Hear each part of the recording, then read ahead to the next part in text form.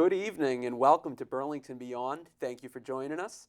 For the next hour, we're going to talk about a subject that's very dear to my heart and has affected everyone that's up here on the stage tonight. To my left is my friend and co-panelist, Joan Kennedy Constant. And to my right is my friend, autism advocate, and parent of an autistic child, Cathy Beyer. Cathy, thanks for joining us tonight. It's a pleasure to be here. So I guess to start things out for our viewers, can you explain to our viewers, or help me explain to our viewers, what is autism? Autism is a developmental disability, and the best way to describe it is that the brain is wired differently from other folks. And one of the things that has changed since our daughter Carrie was first diagnosed is they started in 1998 to use the term autistic spectrum disorder. And that has helped to revolutionize how services are delivered and how people are trained and how parents are able to find one another and come together.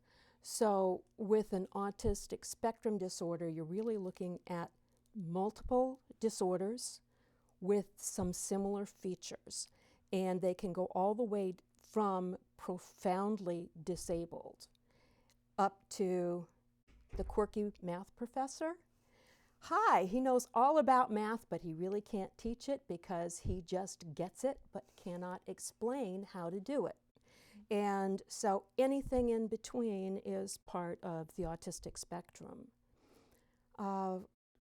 When I was talking to my sister, we were discussing some of the similarities that you see, and some of them are that you'll find is a narrow focus of interest, that they're only interested in a very few things and then very deeply interested in those things. Another piece that you will find is that they need to have structure so that they know what to anticipate. And I think the most common piece that you hear about, they'll say, well, their social skills are off. But that's not exactly correct, because many folks, especially women on the spectrum, can learn how to come forward with the right social pieces. You can learn those scripts. But there is a piece that is most notable with people on the spectrum, and they call it an absence of theory of mind. And I heard that kicked around for about 20 years before I figured out how to really just explain it. It's very simple, and that is, I can understand that what is in your head is different from what's in my head, and what's different from in Joan's head. Right. And people on the spectrum will very often be able to, here is what I have going on in my head, and it's clear to me, so it should be clear to everybody else. The brain should work the same. And it doesn't. And so that comes out in different ways. So our daughter Carrie is a major Moody Blues fan. Big, huge Moody Blues fan. Makes them into imaginary friends, and it's remarkable. But she first discovered them on PBS. I got the video for her, and she watched it, and she can memorize something after she sees it once or twice. Right. And when I put it on the radio, she would point in the car and say, look, it's John Lodge, because she can see the bass player for the Moody Blues, because that's the part in the video where the camera goes on him. She doesn't realize that I can't see it. She's seeing it in her mind and doesn't understand that whatever she sees in her mind, other people can't. Mm-hmm. And that is, again and again, a source of frustration for her when she wants something and is explaining what she wants, and somebody else can't get it. I don't know why you can't get it. I see it so clearly up here. Mm-hmm. Sort of like that math professor who doesn't understand why you couldn't understand the higher mathematics, because it was so clear to him. You should be able to get it. He just explained it. Right. So, you're extremely knowledgeable in the subject, as we can tell just from the lead-in, but I'm sure it's been a long journey to get where you are now. When you had your daughter, well, I guess let's rewind a little bit. So Okay. you met your husband. Met my husband. You guys got married, and Yes. you planned to start a family. Mm-hmm. And then I'm sure this was a little bit of a curveball. We didn't know it was a curveball. Okay. Yeah. What we had was a wonderful daughter who was very well matched to me. As far as being with me all the time. I carried her in a snuggly all the time because in the ancient days they believed autism was caused by refrigerator mothers. The reason that people with autism have weird social skills and frequently don't talk or have eye contact is because their mother secretly rejected them. She was cold-hearted and therefore a refrigerator mother. And so I remembered that. I learned it in college, and so I had Carrie with me all the time. And Carrie, her whole first year of life, cried maybe a grand total of 10 minutes. She may have fussed here and there, but she didn't really cry, and like many of the babies that we all see and know. And so there was just something about her that was working very well. But she was different, and we knew she was different. And some examples are babies, when you talk to them, they will try and make sounds back. If you stick your tongue out, they'll stick their tongue out back at you. And Carrie didn't have that. And so she didn't really do babbling. Sometimes she would do some vocalizing and had a couple of words, but the only babbling she did was when she was in her crib by herself in front of a mirror. And she would get in there and babble to herself and talk to herself. If we peeked around the corner, if she saw us, she would instantly go silent. Not normal, and so she also was underweight, could not get her to eat, not realizing at the time that that food was different. That was something unexpected and not part of what she had learned as far as taking nourishment. And the doctor that she had, the pediatrician, was watching her and monitoring her and worried, and they ran some tests and came back and said, "She's happy. What more do you want?" We said, "You were worried. I don't know." So it wasn't until just before Carrie's second birthday where my sister-in-laws got together and said, "Carrie's not doing what our kids did at this age. It's not just that she's different, something's not right." And How did you take that? Were you offended? I was embarrassed that they had been talking and had not included me in the conversation. So that's one. And then another piece was that there had been previously, because of the way that Carrie wouldn't eat and Carrie was late to walk and doing other things, there was a lot of mother blaming. Because, of course, if I had been mothering her properly, those would not have been an issue. My sister-in-laws did not say this to me, but there were sort of whispers at the time. And the other was, though, that I was also relieved. I was on the phone the next day. It's not me. Something's not right. I called up Children's Hospital right away. They referred me over to the Developmental Evaluation Clinic. And they got us in within a couple weeks for Carrie to be evaluated. Now, off the topic just a little bit and how different things were, when we moved up here, it was because Bill had lost his job in Houston. The oil market in 1986 absolutely crashed, and there were no jobs for geologists. Unemployment was 25% and above. And so we moved up here because the only jobs were in looking at hazardous waste and water protection in the Northeast. And he happened to be from Wakefield, so this is where we came. And he kept us with insurance because he was part of a professional organization, a national professional organization, and they had many consultants, and because of that, one of their benefits was that we could buy insurance. So we were able to afford to have Carrie evaluated because we had insurance at the time. I'm not sure what happens for folks who don't have it when their children are very little, and being able to get in and get early care. They also have more programs now with CHIP and Medicaid to be able to help families. But that getting them evaluated as soon as possible turned out to be very helpful. And because of that, we got Carrie into early intervention. And then from there, I was able to start talking to other parents. But all of the children who had developmental delays were part of that group. And Carrie was the only one who was probably on the autistic spectrum. So our parenting experience was very different. I can imagine. Yeah. So.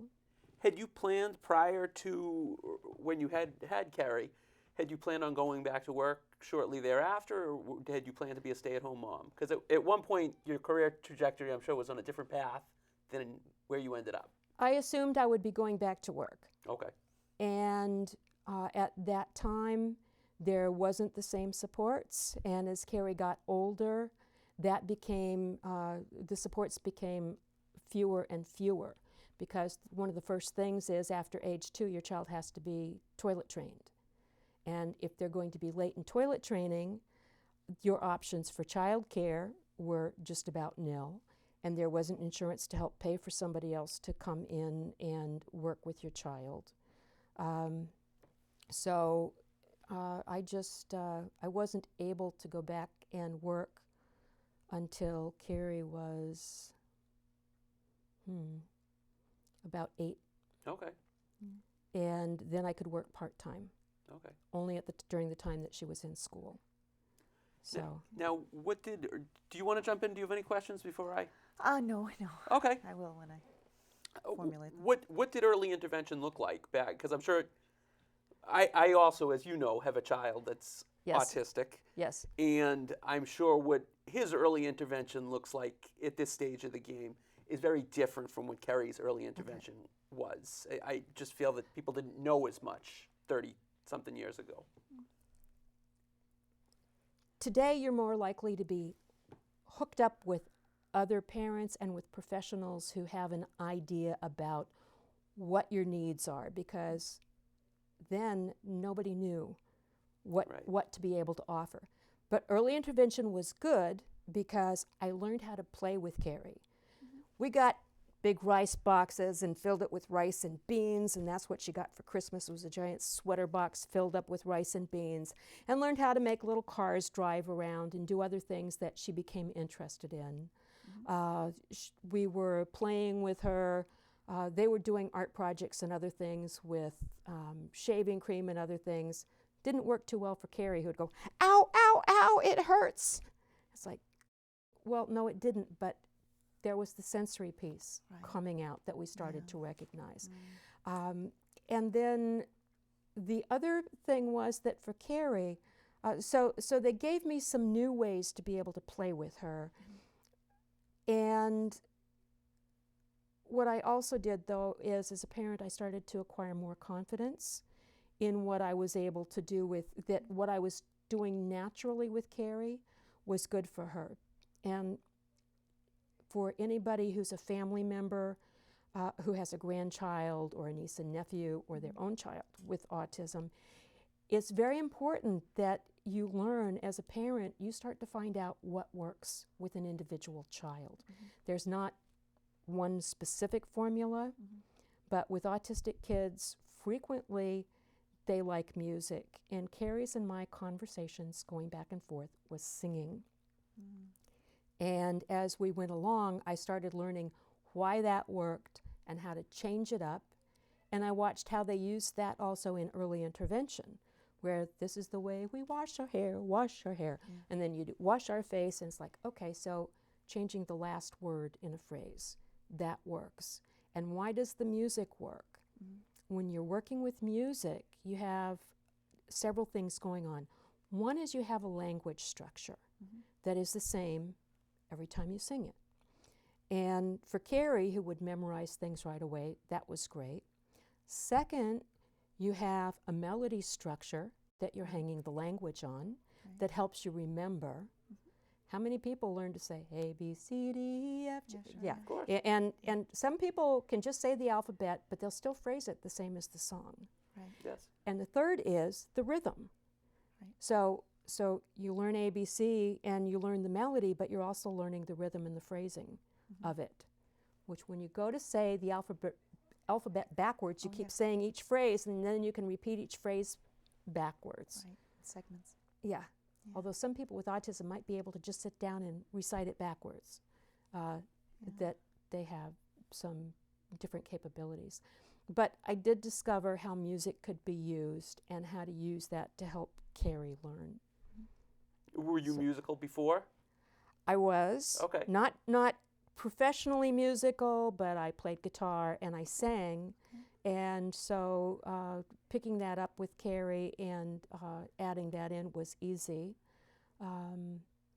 And when she was about, how old would she have been? About 12, 13, I went looking for an instrument that she could play, because the guitar was big and it was bulky, and she could kind of strum it, but not very well, because Carrie's hands and feet didn't work quite right.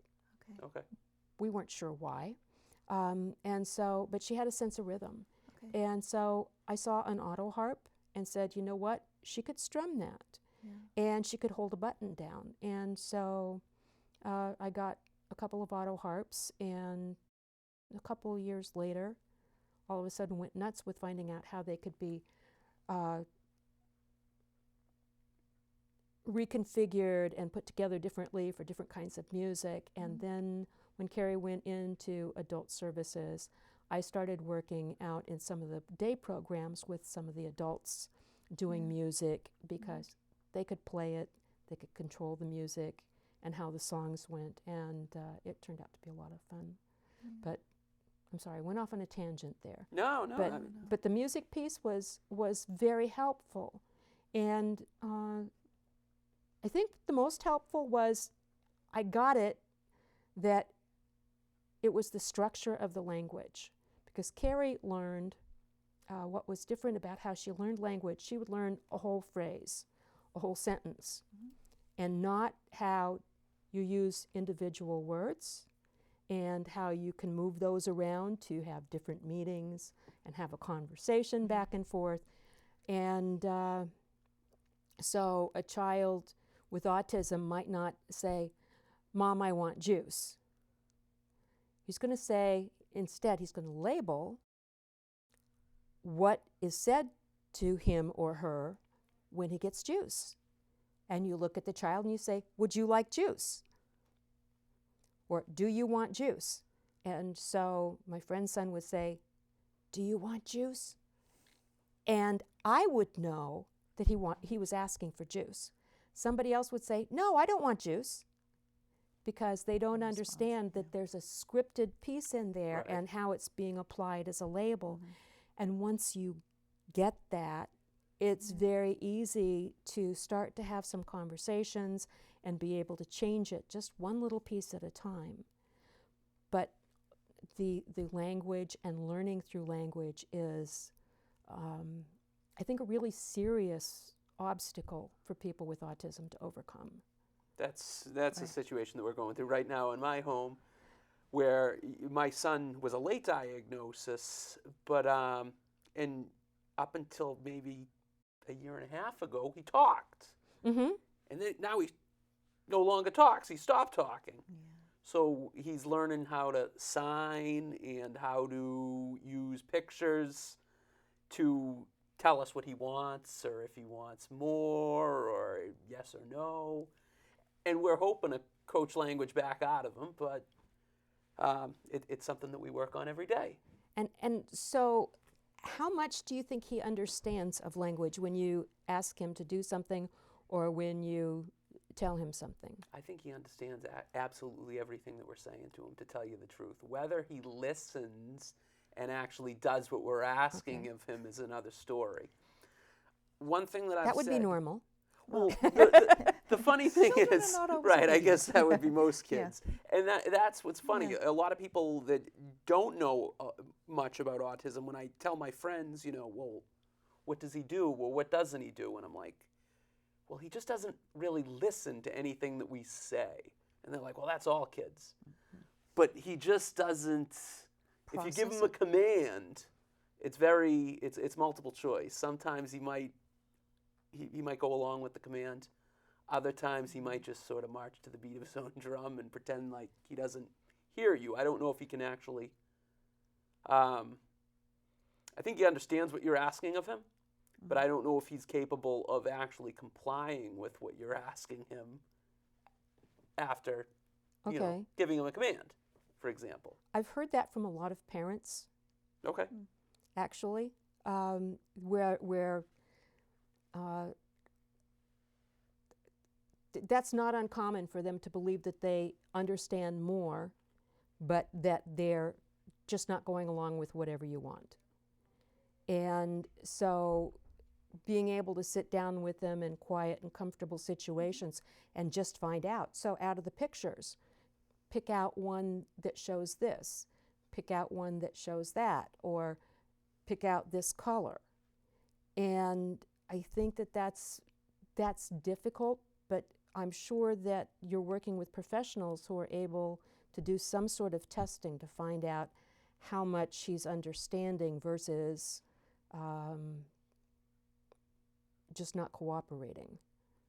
Well, he does. So, for example, I observed his classroom, and they were having him, you know, pair up the letters, you know, show him a picture of what A looks like, and point to where A is on your chart.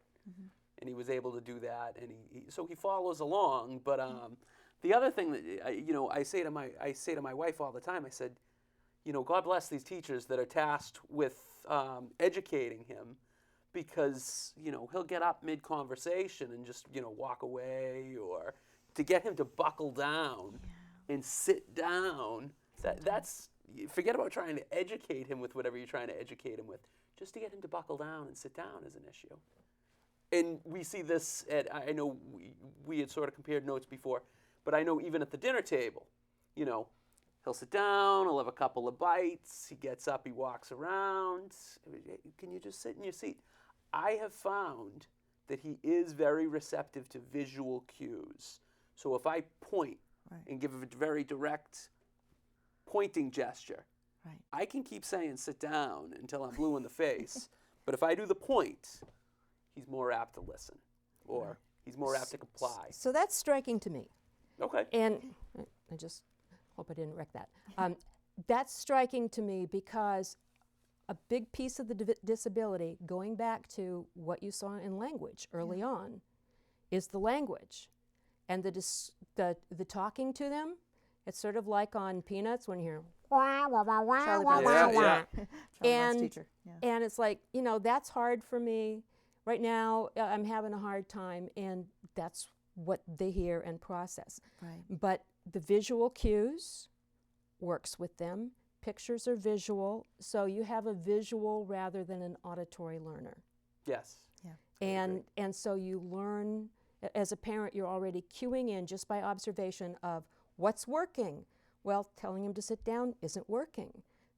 Pointing is working. So for whatever that is, that's understood. And I think that typically in talking to parents, when you start asking them what works, that's when you can start to make notes and find out, yeah, these pieces, you can do more with this. You start with what works and then build out slowly, a piece at a time. And that's what and it's a lot of feeling around in the dark, and I'm sure it was even more extreme back 30 years ago. It was lonely, is probably the best description I've got. Being home most of the time and not being able to talk to other people. My big breakthrough came when I found a group way back before we had the graphic internet, and I found Listserv Autism, and it was an online group, and everybody's comparing things that are going on, and we just sort of found each other, although our children were not diagnosed as autistic, because they only used that diagnosis for the most extreme classic case. And your son might fit that because it was not uncommon for a child to have speech up until age 3 and then for it to disappear. But they had a very, very narrow definition of it. And so some of the parents on the list had children diagnosed as hyperlexic. And well, what did that mean? It means that at an early age, at 3 or 4, they are teaching themselves to read. Oh. They can see the shapes and the other things, and it starts to make sense to them. They aren't actually reading the way that we think, where we're conveying ideas in language. They are decoding. And so they can decode all of the information, but couldn't, if they have language, as Carrie does, Right. can't explain back to you what it really means. So the abstract parts of the language and in reading, the abstractions and inferences in reading aren't there. And so Carrie is hyperlexic, but the neighbor down the street, Daniel, was hyperlexic, and at age 4, he could read everything. And he learned because he turned on closed captioning on the TV set. He was watching the Fraggles and Fraggle Rock, and he, on the children's programs, versus live newscasts, because there's always a lag on those, but on the children's programs, the closed captioning was matched to what was being said. And so he could see it. And he learned very early on. And so reading became one of his strengths. A child who is hyperlexic, you can also give them written instructions, and they can learn from that, and they have something structured to be able to follow. Carrie, I don't know how much she picked up from closed captioning, but she had a wonderful teacher in the 1st grade named Beth Griffin, who is a townie. She came up through the Burlington school system and then came back and taught in the Burlington school system. If anybody knows where Beth Griffin is, I'd love to be reconnected with her.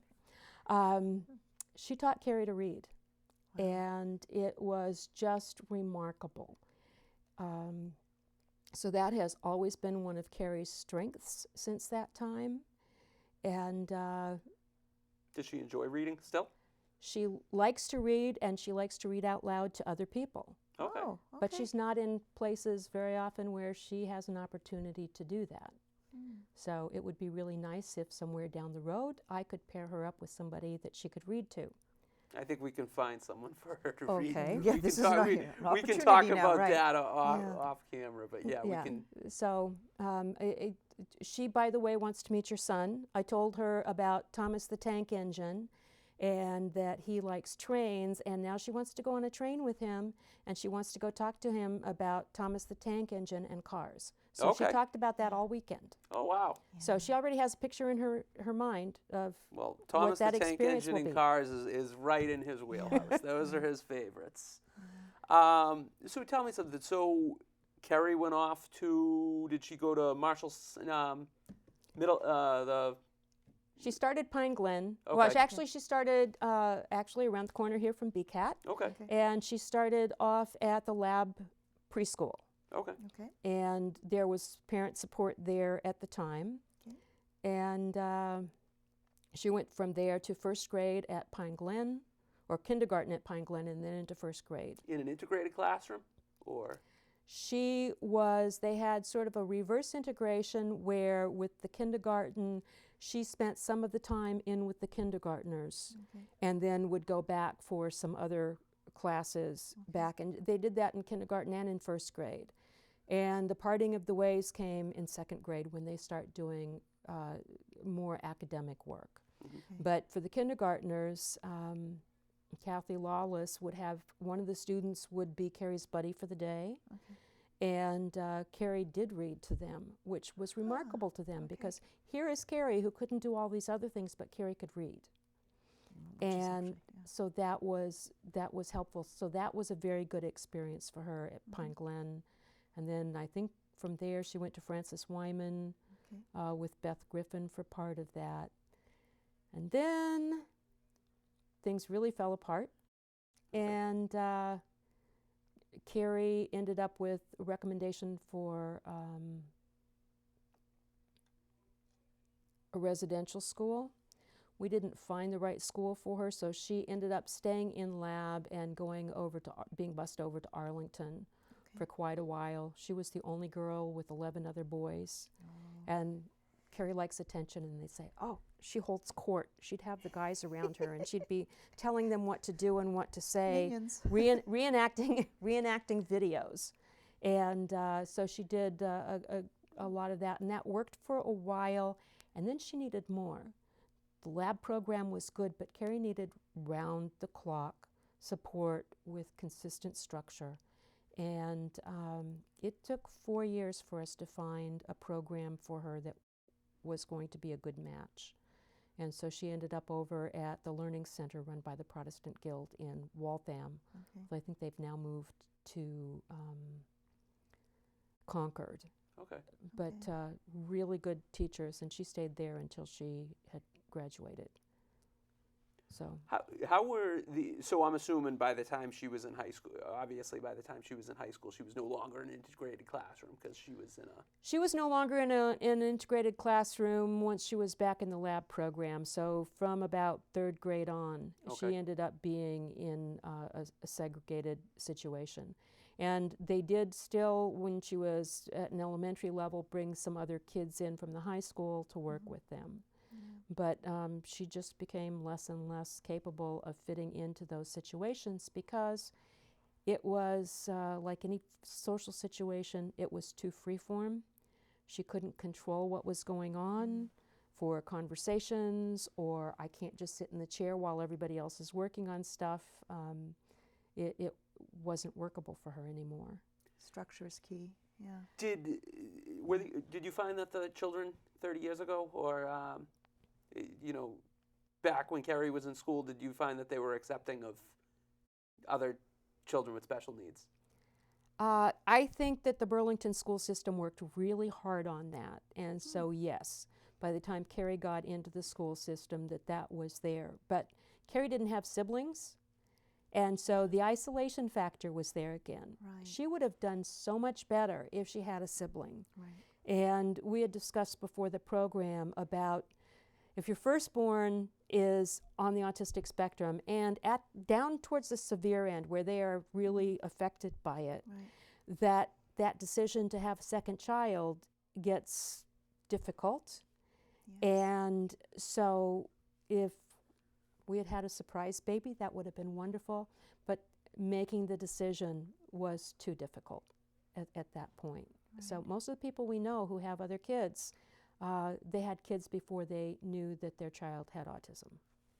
Right, yeah. So, and so one of the things coming along the journey is I've learned more and more what normal is for our situation. And I'm not sure how we're doing on time, but I want to save towards the end to talk about. We're doing a good job at managing the clock. Yeah. Okay. One of the things, talking about structure and learning about how people learn. When Carrie was high school age, I had already read a book called Don't Shoot the Dog. Now, that book is not about dog training. It is about teaching and learning to use applied behavioral analysis for teaching. And people who deal with children with autism know that the science of applied behavioral analysis, there are many ways of applying it, but that the science is what they have been using for teaching with children on the autistic spectrum. And so one of the things that came out of that was clicker training. When Don't Shoot the Dog came out, and I have one of my favorite styles of clicker right here, when Don't Shoot the Dog came out, the internet was getting going. And people on the internet, the animal trainers, started sharing information about applied behavioral analysis for teaching animals. It had been used since before World War II, when it was used to teach homing pigeons to guide a missile onto a target. and it worked, and they used a clicker. This was invented in the late 1800s for music instructors who led parades to help the band keep time, Okay. going right. click, click, click. Yeah. And so Keller Breland went looking for a marker to tell the pigeon when it was right, because you can't say, yeah, good job, yeah, no, move it over a little bit. So you have to go a little tiny piece at a time. So he went looking for a marker, and he found a clicker. And that was what worked at the time. So speed forward from that time period, and the animal trainers, for dolphins, they were using whistles and had been doing that for a time. So they started looking at what had been used, and whistles had been used, clickers had been used. There were a number of different things. But the animal trainers picked up clickers, and this was what stuck, and clicker training was coming about. Right. And at close to the same time, this got presented to the psychology professionals who said, well, we'll go study it. So they went off and studied it, and the animal trainer said, this works or it doesn't. And it worked. Right. So they kept running with it, Right. and the psychologists didn't do a lot with it. So to double back, we got 2 rescue dogs and decided to take them in for training. And I said, I want to go do clicker training. And so the first night we had to go without the dogs. And they were showing how you use this as a marker. And so one of the things would be, I'm going to try and get you to raise your arm, and I'm just going to mark. You can do this, this, this, this, but when you do this, I'm going to mark it. With the click. Right. Well, they were showing for the dog when they sit, when their butt hits the ground, you're going to mark Click. it right then and there. Right. And you're going to give them a reinforcer. For dogs, Treat. it might be good. Just a pat. If I have a dog right now, praise works. I had another dog would only work for food, period. You had to that have dog. food or it was not going to work. But so you mark and you reinforce. And reward. But I now had read about this for a number of years, but it was the first time I saw it demonstrated, and I said, oh my God. My new copy of Don't Shoot the Dog, the last chapter was on using this same type of marking system for children with autism. And I went back home and read that chapter that night, and it had been used at the New England Center for Children. Okay. And I read then that the author of the book was in Waltham. Next morning, I am on the phone. So Drive over. dog class was Wednesday night. Thursday, I'm on the phone, and I call up and I say, I want to know about this, and I want to know about using this for autism because I get it. And I think I can use it to get my daughter to respond to us better as far as talking, because she is attention motivated, and I can use reinforcers to get better language out of her and help her continue to develop her language. Right. I said, well, there's something called Tag Teach that you might want to look into. Okay. They said, it's the same thing except it's for people. And you can add one other thing in there, because when you're working with people, you can explain, you could give instructions on what you're doing. Right. And then you still mark an action. It has to be observable. Right. Great. Is there something on it? Well, actually down in Florida on Saturday, there's a 2-day seminar, and they're specializing in autism down in Florida. And this is Thursday, and I'm thinking, Saturday, Sunday. so I call my husband, he says, oh, that's a terrible idea. So I called my friend. Who's a travel Sorry, agent? and you guys know my Yes. husband. So I called my friend who had a brother with autism. And she says, I think you should go. And she says, just don't miss the opportunity. So Friday I was on a plane. And I went down, and it really changed how I was able to see the learning process and break down everything as far as learning processes go. Right. So we were discussing earlier, I could, by looking at how somebody learns how to snowboard, figure out how do I break that down to teach somebody snowboarding.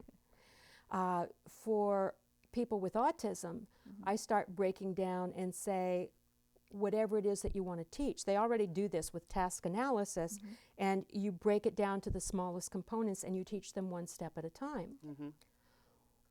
What ended up working with Carrie, they have something here. This is, some people who do golfing have seen something like this, where this is, basically it's a portable tally system. Do you use tallies for your son at all? So that he can earn coins or he earns something else to keep track of what he did right? We've tried different, we've tried keeping a chart that we kind of give him a score. For when we're trying to coach a behavior into him, we use a chart and we give him a score, and at the end, if he completes so many tasks, he will get a prize. Okay, well, we all have that. We all have star charts, right? Yeah. Oh, how many stars do you have? But it's better if each time you do something, you get to put your own star on there. And we allow him to do Okay, that, yes. so that's reinforcing, if he likes doing that. Right. If it, It depends. There's a whole three-page thing to be able to fill out what is reinforcing for your child. And it's not the same. Reinforcers are different for everybody. But for Carrie's attention motivated. And so I don't have to have a lot of things for her. A couple of my other friends, I have to have gummy bears. They work for gummy bears. And so if that's what they're going to work for, great. But for this, you can keep track of how much they did right. They get to pull a bead down each time. Okay. A couple weeks ago, I went over to Carrie's group home and said, Carrie, come on out with us. We're going to make orange Jell-O salad. And Carrie, come do this with us. No. Carrie, come on. You'll like it. We'll have fun. No. If I pull this out, it's visual for her, and she knows that I am going to be working on points of success for her, and she gets to earn something. Right. Carrie, you want to come do tag teach? And do you want to earn something? And she'll think, okay. And each thing that she does, she gets to pull a bead down. She gets down to the end of them, and all I did at the house, I didn't have anything to give her, but I could give her a shoulder rub and a back scratch and tell her how great she did, and she's getting praised in front of other people, and that works for her. But this, I don't care that this is sometimes related to animal training, because they were using this same system for orthopedic surgeons. They were using it in fishing fleets to train safety. I only care, does it work? I don't care what somebody's theories are. If they don't work, they're no good to me. This is inexpensive. It works. But it helps me as a teacher be mindful of each step has to be easy. I don't explain with a lot of words, and more often, I'm gesturing. We're doing this. Pour the water in. But I could just do this, and Carrie would know you pour the water in. Okay, now we're going to stir the Jell-O, and I would hand her the spoon. And she could stir, when she starts to stir, I'm going to click. When she does whatever the next step is, I just mark it. And that means that she did it right. If she doesn't hear something, it means keep trying. And I'm not saying try harder or do it this way. I'm not jabbering at her with more language. I'm getting the language out of the way. So in the orange Jell-O scenario, as you're making the orange Jell-O and she's stirring and she's adding the water, is that like a bead, a bead, a bead? And so maybe at the end of the orange Jell-O creation, she might have half her beads. First I make sure she earned all 10. Okay, all right. So she might get 5 for orange Jell-O, and then maybe she got helping make the salad at a dinner bead time. for reading what was on the table. Okay. She gets a bead for talking about the different containers she has to have, or just telling me what each one is. So she gets a bead for that. But here's how this works. I'm marking what it is that she does right when it happens. And that timing of right when it happens is critical. And then pulling pulling beads becomes a reinforcer. So she does this at the end. She stirs the Jell-O until she's done, and then she gets to pull the bead. So it's very simple. There are some great YouTube videos on this.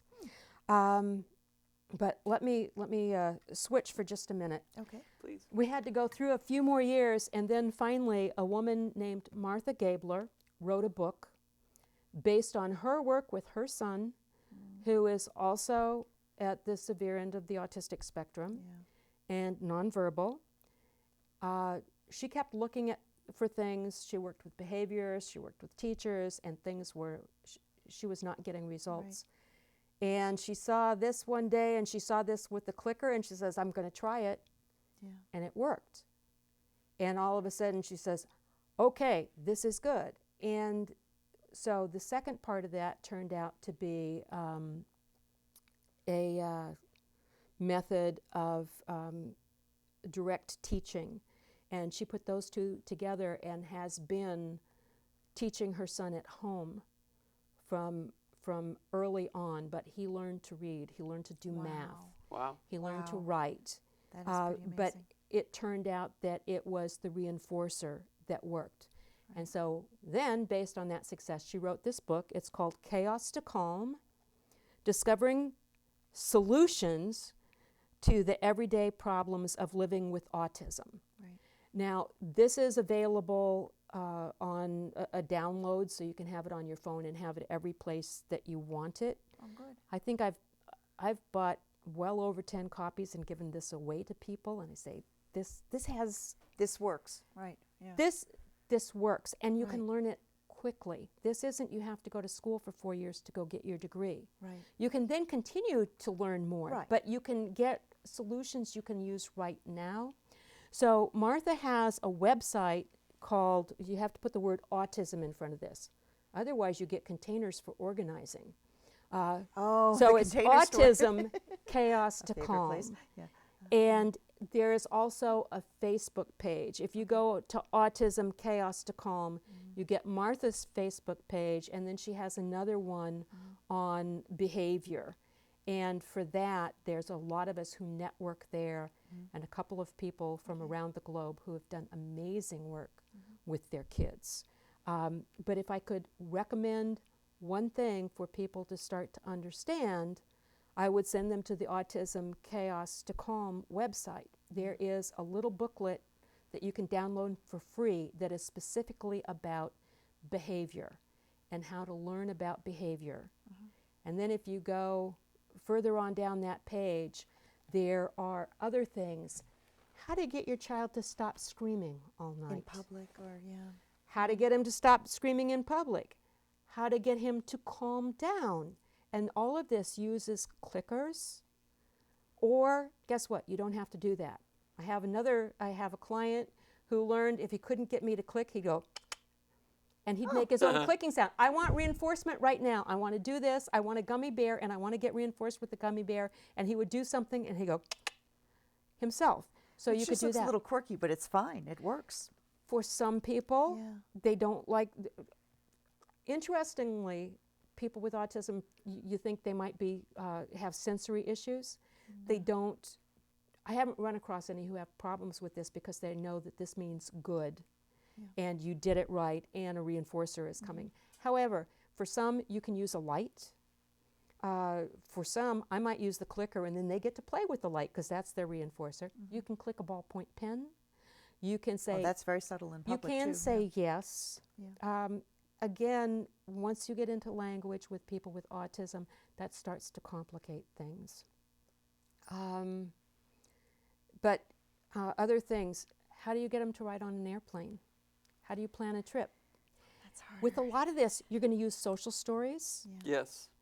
and which is the same as, okay, you're going to break down the pieces. You can pull pictures from the internet.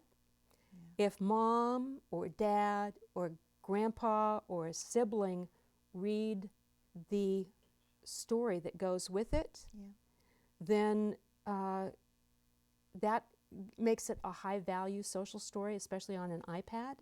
So I use a program called Pictello, and we can put whole stories together, whole slideshows. Here's how we're going to go. Here's how we're going to check through security at the airport. They do have programs where they'll let you go practice checking through security at the airport. Oh, good to know. There's Cathy, so that's much. helpful. We could do a program on You're each coming one back. of these. Each Yeah. one of these. Yeah. So are we down to our 5-minute limit or past it? We've got a little bit more than 10 minutes to go. Okay. But I did want to, I was Yes. hoping to get into, so you had said, you had alluded that you have clients now. And that, so obviously you were dealt a curveball. Yes. You went out and you, in many ways, you became an expert in the area of autism. And now you've taken your knowledge and not only have you helped your daughter, but you've gone out and now you work with adults that are on the autistic spectrum. I've worked with adults and with children. Okay. And I was hired by a speech and language therapist based on what I could do. And what I do is more teaching. I'm not a therapist. Okay. I would have to go to school for a long time to be able to do that. Just as I do music with people, but I'm not a music therapist because I would have to have a degree in music Right. and be able to play a concert instrument, which I cannot do. But I can get people to participate in music and build skills based on that. So yes, I started working with students and with adults, and it's very simple. A lot of it is based on this, even if I'm not using the clicker, even if I'm not using strict tag teach, I'm looking at who is the person I'm working with, what is reinforcing for them, how can I make this fun, and how can I start with the skills that they have and build it out a piece at a time. And because there are many people out there who can work with them who can do the other pieces. It's really looking at who that individual is and being able to help them experience a little bit more of the world a piece at a time that I have been doing. So that fits. Now, how is your daughter doing as an Carrie, adult? Carrie as an adult is doing well. Her first start into adult programs did not go well at all. Not well at all. And Transitions are difficult. it's not transitions are difficult. It is that the programs that were appropriate for her were not out there. Okay. And they are just now starting some programs for young adults with autism. Before, all they had was were programs for people with extreme developmental disabilities. So Carrie can't go out and work because she still has behaviors. And so they were looking for something that basically puts her into an environment where she continues to keep her skills and maybe grow them. And so it took about 8 years before we found the program she's at currently, which is at Rosewood 2. And it's run by Bridgewell, and they have just opened Rosewood 3 in Billerica. And they have excellent teachers, they have excellent facilities, they have good classrooms with whiteboards, they're using technology, and they have a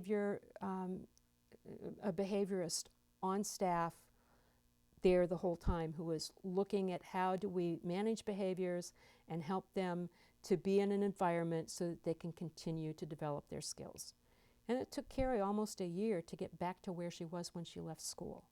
Oh my goodness. So the good news is that there are programs developing out there now for the kids who are transitioning out of school.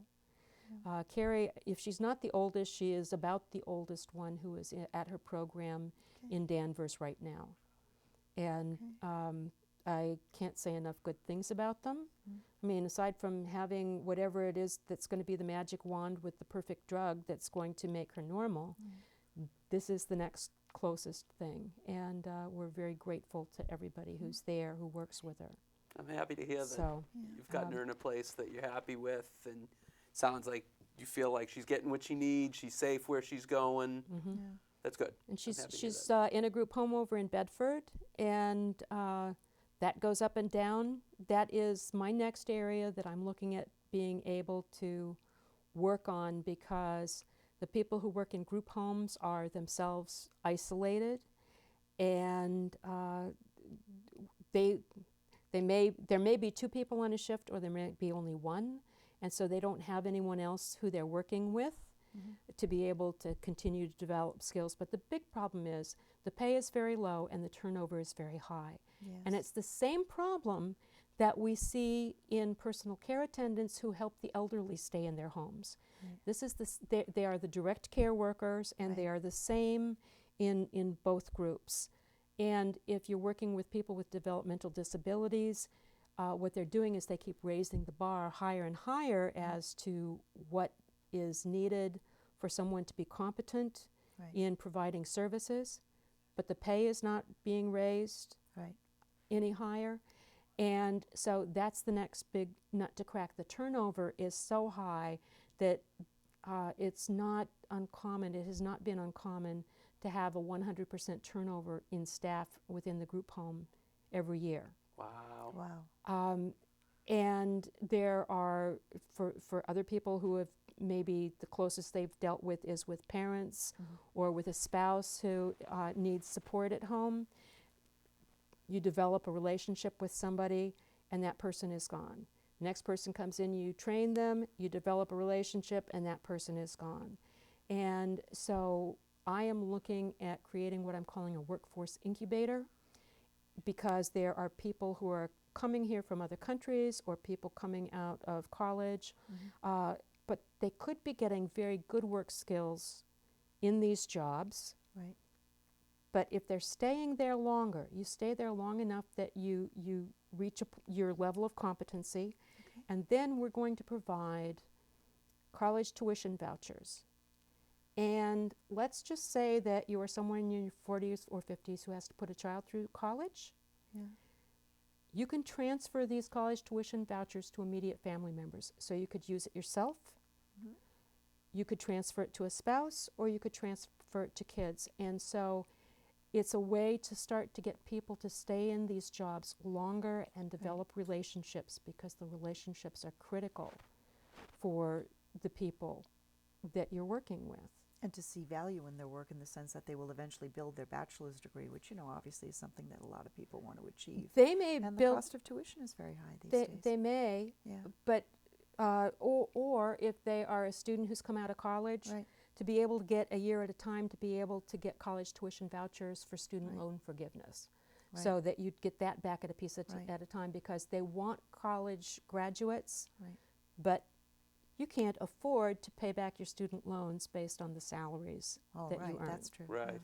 And so therefore, even if it's the work that you want to be doing, you can't take that job. Right. So I want to see that change. Incentivize it. And there is our state rep, Ken Gordon, is going to look at that with me right now and see if we can find a way to move that forward as well. Right. And so now can I talk about India? Absolutely, and I wanted to get there. So, obviously this has been a long winding path for you, but it's a path that's actually taken you across. We've just got a couple minutes left, but it's a path that's taken you across to the other side of the world. Tell me a little bit about that. It did. So yes, and I got my first passport, and a year ago, August, went with Bill over to India.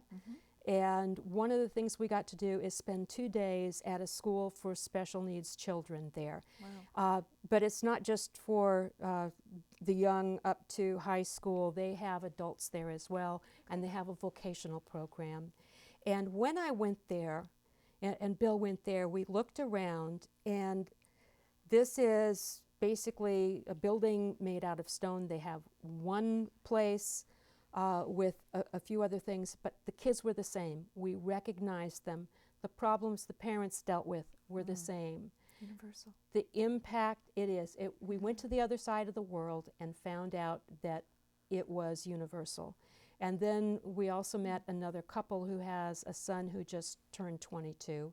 And Abhi was exactly like someone I worked with in Concord.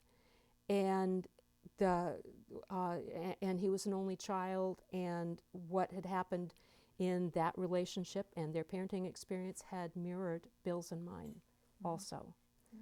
So I'm happy that you got to have that opportunity, and things have gone full Powerful. circle, and hopefully your development in this area continues and your daughter gets the services that she needs, and I hope so. we'll, as parents, we weather this winding road together.